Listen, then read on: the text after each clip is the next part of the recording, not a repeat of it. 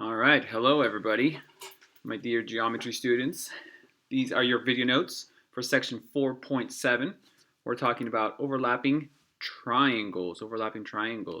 Please make sure that you copy your title and you update your table of contents. These notes, of course, are part of quarter 2. Here we go.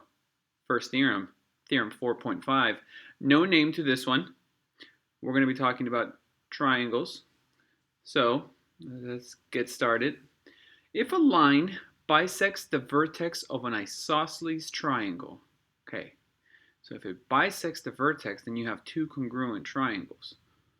What does that mean? Then that line is a perpendicular bisector of the base. What does that look like? This is what we're talking about. So notice that there's a few things happening. You have a isosceles triangle, which means that two of the sides are congruent. Doesn't mean that the angles are congruent, so be very careful. Isosceles triangle means that the sides. If this vertex right here is being split with a line bisector, that means that you have an angle here and an angle there that are congruent. But it also now means that you have a perpendicular bisector, or 90 degrees, which gives you a right triangle on the right and on the left. So there's a lot of things happening with this theorem. Okay.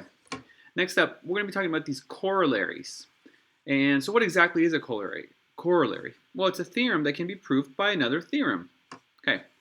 So now we have theorems, postulates, definitions, corollaries, and along the way there'll be more.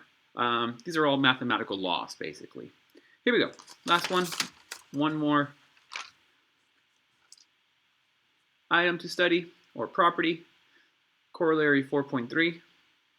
Be aware that this corollary does have a converse, so it's a biconditional.